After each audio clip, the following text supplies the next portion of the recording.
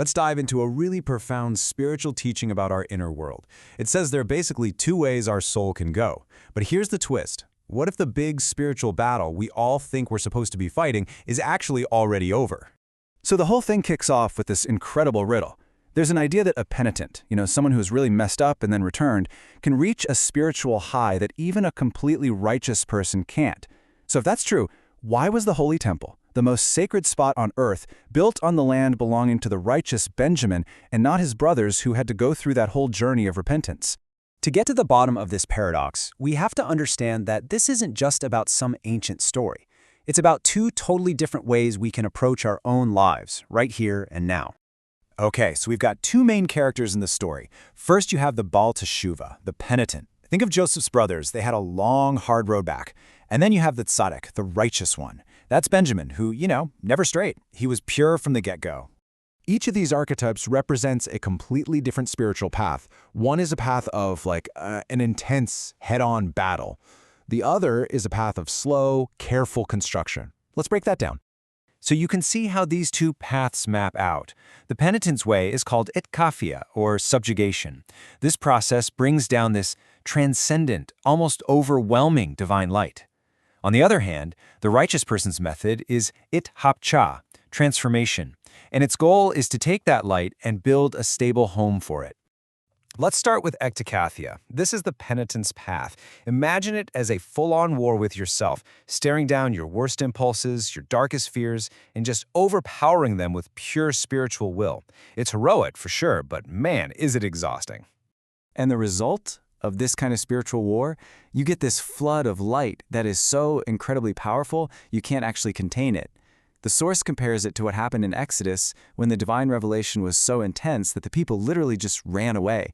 They couldn't integrate it, they were just overwhelmed by it. Now the other path, ithapcha, is the way of the righteous. And this isn't a battle at all, it's more like being a craftsman. It's the slow, patient, methodical work of taking all your natural traits, your personality, your ambitions, everything, and carefully shaping them into a vessel that can actually hold something holy. And here's the crucial part. The whole point of ithapcha is to build a permanent home for the divine, right here in our world and inside of us.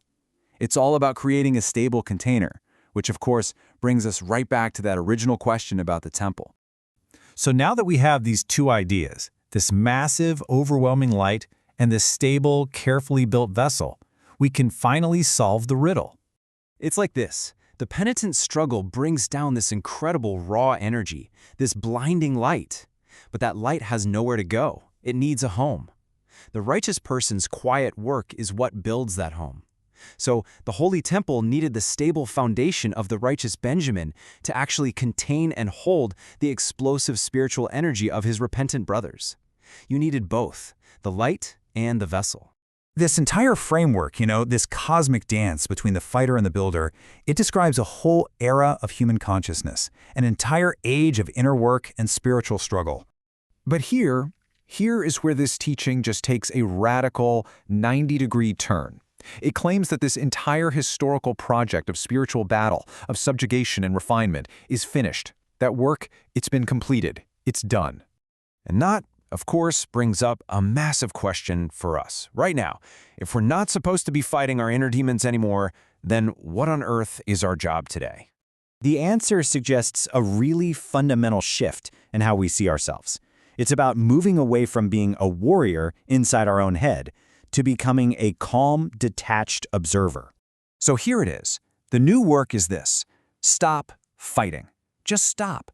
Stop trying to fix or conquer your fears, your anxieties, your unwanted desires. The task now is simply to see them, to notice them from a higher, calmer part of yourself. So the process is really a conscious shift in your identity. First, you just notice the feeling, that wave of anxiety, that pull of desire. Then you make the shift. You are not the person drowning in that feeling. You are the soul that is watching it happen. The realization is profound. Wait, I'm not the storm. I'm the sky that's watching the storm pass. And this observing self, this soul, is incredible. It's not disturbed by all the drama of our emotions, which the text kind of compares to an inner child's tantrum. And this soul doesn't even need to step in and calm the child down. The simple act of the soul just calmly watching is what brings peace. Because when you identify with that calm observer, you stop feeding the inner chaos with your energy, and its power just starts to fade all on its own. The implication of this shift is it's huge. It's not just a coping mechanism, it's actually described as a form of personal redemption. So what this means is that redemption isn't about becoming some perfect person who has no more inner problems. No. Real redemption is realizing that you already have a part of you, your soul, that is perfectly calm and perfectly whole. The only work is to access it and identify with it. This leads to the final, absolutely mind-bending takeaway. The Source says that the old inner exile, those fears and desires we've been conditioned to battle, they don't really have any substance anymore. They're like ghosts, and when we try to fight them, we are the ones giving them life, making them real again. Which leaves us with this final thought to really ponder. For centuries, the spiritual path has been all about an inner war. But what if peace doesn't come from winning that war? What if it comes from the simple, quiet realization that you are not, and you never were, the soldier? You're the calm, witnessing presence watching the whole show.